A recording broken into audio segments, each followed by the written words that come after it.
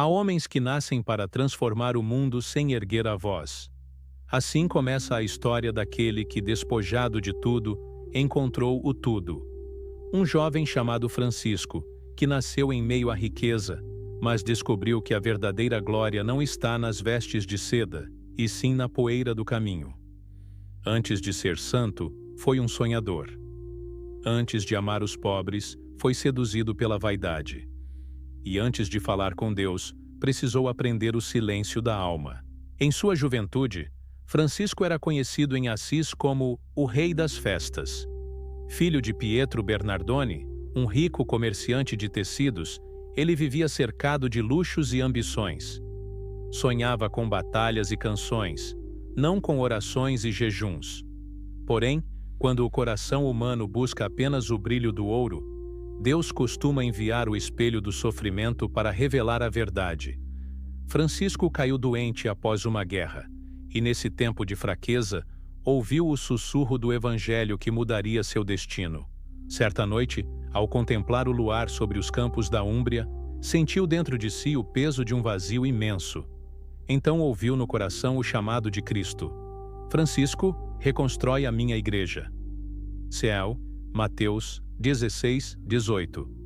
Tu és Pedro, e sobre esta pedra edificarei a minha igreja. No início, ele pensou que o Senhor lhe pedia para reparar as paredes quebradas de uma capela abandonada. Mas Deus falava de algo muito maior, uma restauração espiritual, uma nova forma de viver o Evangelho. Francisco respondeu ao chamado com a simplicidade dos profetas. Vendeu tudo o que possuía, distribuiu aos pobres e se revestiu apenas de um tecido grosseiro, amarrado por uma corda. E ao se despir das riquezas, vestiu-se de luz. A partir dali, o filho do comerciante tornou-se o irmão de todos, dos homens, dos animais e das estrelas. Ele começou a andar pelas vilas e pelos bosques, pregando não com sermões longos, mas com gestos de bondade e um coração transparente. O povo o ouvia com lágrimas nos olhos, pois suas palavras pareciam vir do próprio Cristo. O Evangelho que antes era apenas lido, com Francisco passou a ser vivido. Ele dizia: pregai o Evangelho em todo o tempo, se necessário, usem palavras. Certa manhã, ao ver um bando de pássaros voando sobre o campo, Francisco parou e falou com eles, como quem conversa com amigos. As pessoas achavam loucura, mas ele via nos olhos das criaturas reflexos do Criador. Irmãos passarinhos, dizia ele, louvai o vosso Criador, que vos deu asas para voar e ar puro para respirar. E os pássaros pareciam ouvi-lo, em silêncio reverente. Assim, sua comunhão com a natureza tornou-se símbolo da harmonia perdida entre o homem e o Éden. Essa visão brota das Escrituras. Toda criatura que respira louve o Senhor. Salmos 156. Francisco não via a criação como algo separado de Deus, mas como um cântico vivo, o cântico das criaturas, que ele mesmo compôs, e que ecoa até hoje nas almas sensíveis. Louvado sejas, meu Senhor, por todas as tuas criaturas, mas a estrada do amor puro sempre passa pela cruz. E Francisco sabia disso. Sua pobreza não era apenas material, era espiritual, uma entrega total. Quando seus antigos amigos zombavam dele, ele respondia com alegria: agora tenho tudo, pois nada possuo. Ele dormia sobre a terra fria e chamava o vento de irmão, a água de irmã, o sol de pai e a lua de mãe. A simplicidade que escandalizava os homens era, para ele, o reflexo da pureza do Cristo crucificado. Certo dia encontrou um leproso no caminho, um daqueles que ninguém ousava tocar. O instinto foi recuar, mas algo dentro dele o empurrou para a frente. Desceu do cavalo, abraçou o leproso e o beijou no rosto. Ali, no fedor e na ferida, ele encontrou o Cristo vivo. Depois, olhando para o céu, sentiu uma paz que nunca havia experimentado. O que fizerdes a um destes pequeninos, a mim o fizestes. Mateus 25, 40. Francisco não pregava dogmas. pregava amor. E esse amor se multiplicava. Logo, outros começaram a segui-lo. Homens simples, jovens, camponeses, todos movidos pela beleza de um evangelho vivido sem reservas. Nascia assim a Ordem dos Frades Menores, e entre eles uma alegria contagiante. Riam, cantavam, trabalhavam e pediam esmolas não para si, mas para os pobres.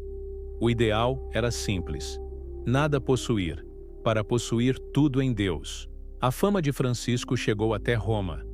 O Papa Inocêncio III, impressionado com aquele grupo de mendigos que irradiava santidade, reconheceu oficialmente a fraternidade. Conta-se que, em sonho, o Papa viu a Basílica de São João de Latrão prestes a ruir, e um pequeno homem vestido de trapos a sustentava com os ombros. Era Francisco, o pilar da nova igreja. Ele não buscava poder, buscava comunhão, e sua humildade desarmava até os corações endurecidos. Em cada olhar, via um reflexo do próprio Deus.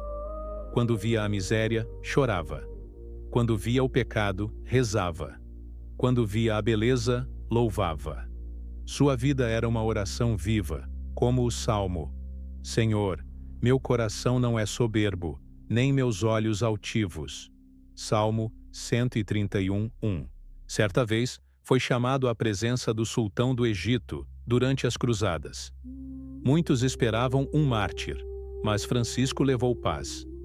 Diante do inimigo, não ergueu espada, ergueu o evangelho. Falou de amor e perdão, e o sultão, admirado, permitiu que ele pregasse em suas terras. Assim, o pobre de Assis tornou-se um embaixador de Deus entre os homens. Mais tarde, já envelhecido e doente, retirou-se ao Monte Alverne.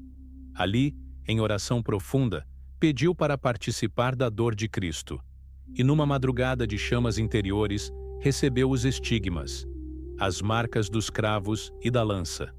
O corpo frágil tornou-se sacrário de dor e luz. Francisco escondia as chagas, mas delas brotava uma serenidade que fazia os irmãos chorarem. Era o selo do amor supremo: sofrer com Cristo para amar mais. Ao pressentir a morte, pediu para ser deitado sobre a terra nua, envolto apenas na túnica simples que usara por toda a vida. E olhando para o céu, sussurrou: Seja louvado, meu Senhor, por nossa irmã morte corporal. Sorriu e partiu como quem volta para casa. Foi o dia em que o mundo chorou e o paraíso sorriu. Naquele instante, parecia que toda a criação, o vento, as aves, os rios, fazia silêncio, e uma brisa suave passou sobre Assis, como um cântico invisível. Francisco havia cumprido sua missão: lembrar aos homens que é possível ser santo sendo simples, e que Deus ainda fala através do vento, da luz e do coração puro. Hoje, tantos séculos depois, seu exemplo continua ecoando. Num mundo que se perde em ruídos e vaidades, Francisco nos recorda que a verdadeira riqueza é o amor, que a humildade não é fraqueza, mas poder, e que a natureza não é um recurso, mas uma revelação. Se abrirmos os olhos, veremos que tudo fala de Deus. Como está escrito: os céus proclamam a glória de Deus, e o firmamento anuncia a obra de suas mãos.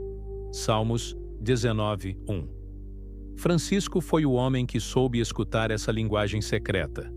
E se hoje desejamos reencontrar o sentido da fé, basta reaprender o que ele ensinou: viver o Evangelho com alegria, reverência e gratidão. Porque no fim, aquele que renuncia ao mundo descobre o universo inteiro dentro da alma.